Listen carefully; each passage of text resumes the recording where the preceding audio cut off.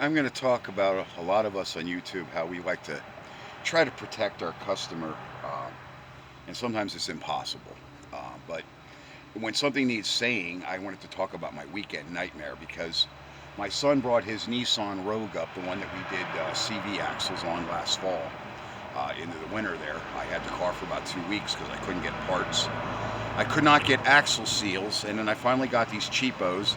And the axle seal, which I don't have, he took the stuff with him. He was really angry yesterday.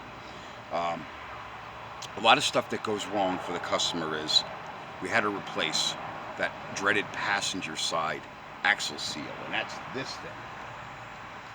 thing. You see that?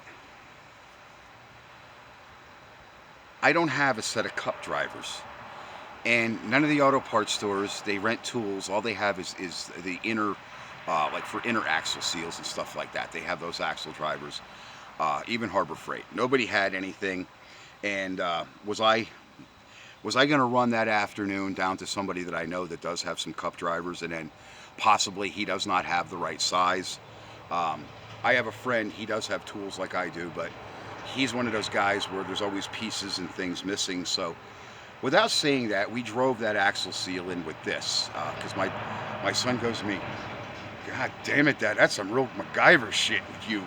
He says, "Well, where do you learn all this stuff?" Well, I said that was a part of getting an education, being an airframe and power plant mechanic. You learn things throughout the years, but there's some things you can't stop, like this shit with bushings and seals. Now, I'm going to take you off the tripod, and you see, I try to protect my customer. I try not to cost them money. I try to do my due diligence, be careful, don't screw things up. I have to connect the ground wire here too, by the way, because I got surprises with this truck that cost money. The bushings are blown out. They're all cracked. This one, it's all cracked. Okay, you can't, this is what happened to the bushings on my steering stabilizer. I had that video where I bought that steering stabilizer from Rancho, that N3, the double steering stabilizer that's on that truck that is very ill-fitting, because I have to get to that shortly. I have my own work to do, and customers get angry when their shit sits. Now this guy's not. He's going to get this for the winter, and then I have another one. Hopefully it's not going to, it doesn't look like it's in any shape. But where the customer can't get angry. I had a young fella, I met him back last summer, and he just bought a truck like this because his other truck was really rotted out. And in this summer, in these dry spells, this is when your frame and anything that's rusted, it just turns to potato chips, because a lot of times moisture bonds it together, and it really starts to rust in the summer. So how does that relating to this truck, to that truck, to the trucks I'm talking about? Well, this kid bought a truck similar to this, and it's a 2010. And he paid $16,000 for a truck that basically has all the problems that this one did. And then he wants like I'm going to fix it for $500 or $600, is I think what his thinking was.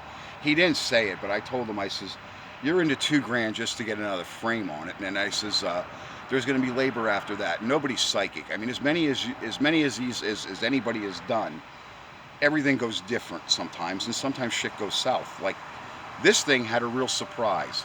I'm thinking I'm going to be able to move this now, and I'm going to be able to get this Nissan that I gotta do some work to over here in my shade spot, because that's going to entail a little bit of paint work and some cosmetic stuff that I want to do to it. So in the meantime, when I'm body working this, I can just roll it out, drive it out of the way, move it back if I have to, even if I got to put fuel in it for the customer. That's on me, okay? Not on the customer. It's just the convenience that I'd be able to move this truck. Guess what? I can't move this goddamn truck. So I'm going to do this. The reason why I'm doing this video now, mid-afternoon, I'm going to do this floor pan so I can move this truck. And I believe this is why I can't get it started. It's dead. Okay, the fuel pump runs, but the ignition does not crank the engine over. So that's nothing I did. It's not a ground. I did check the grounds. I put alternate grounds, and okay, I'm assuming that has a seat switch.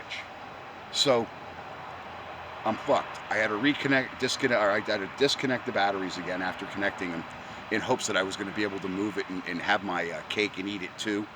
Well, now I'm committed to getting that goddamn floor and probably possibly most of that rocker, that side. And now the owner of the Nissan is my mother. And my mother is impetuous, not to mention she's crazier than I am.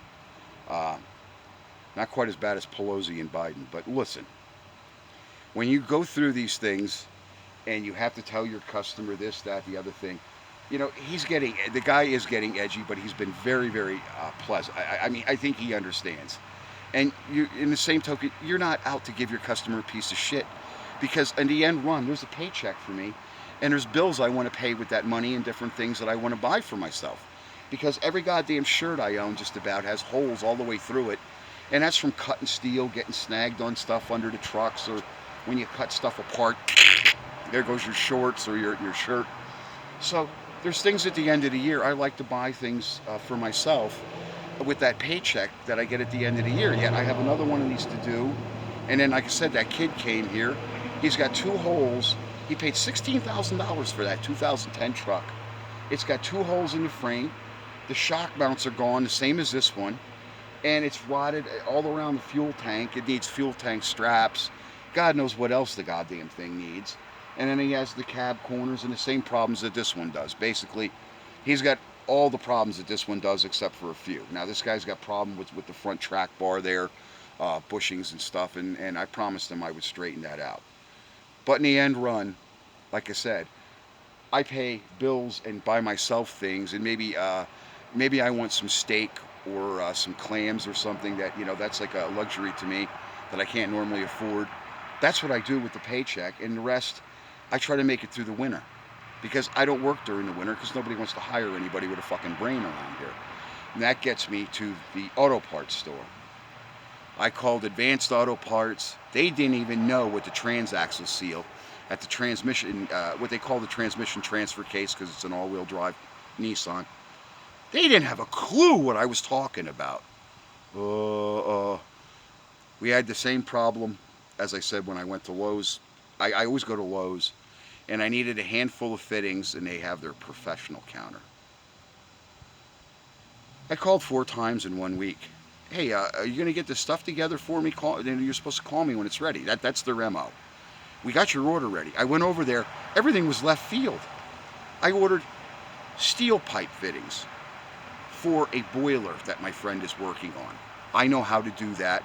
I know how to calculate the bends and threads, you know, and what he needs to put it together. He says to me, "What size pipe do you need again?" So anyway, I called Larry up and I says, "Larry, you got to call a fucking plumber. Okay? There's Cedar Street Supply over here. There's another supply house. But it's just unaffordable with them. So he would be better off." I hooked him up with my friend that's a plumber. I just welded the ladder rack on his truck. I can't get any satisfaction. But we went through that with the seal. Finally, there's one girl that works for this Advanced Auto Parts, speaks and comprehends English and knows vehicles. We gave her all data because we had alternate part numbers for that seal. I even gave the previous guy, my son was standing here. You know, he puts you on hold for 15 minutes. I don't know if he was playing with his dingle. Gets back on the phone, and he says to me, "We don't have any." Folks, I just can't take it no more. And I mean, like I said, you go somewhere for a job, you just want to go under a roof and work for somebody else. It ain't going to maybe be with the money that you dream of, or, you know, you'll be able to pay a bill or two, but we can't pay you what you're worth. Yeah, because I got an education. I have tools, you know. And in those scumbag places, if your car breaks, you got to take it somewhere else. What? I work here. I can't work on my own fucking vehicle. I had that run on me 2 places, and that's why I quit. You know what? You want me here every other day of the week, and you won't let me work on my fucking car or my truck? Hey, you know, go pound sand. But that's the America that we're in. It's all corporate greed, and it's run by corporate goons, thugs, and stooges, kind of like the White House right now. And people just are not educated. They're just not educated. And that's what you get when you have somebody that's uneducated. The manager of a store can't understand I got to fix my vehicle because I got to come to work tomorrow. And that was the panic. My son was in here. Dad, I got to go to work tomorrow. Dad, I got to go to work tomorrow.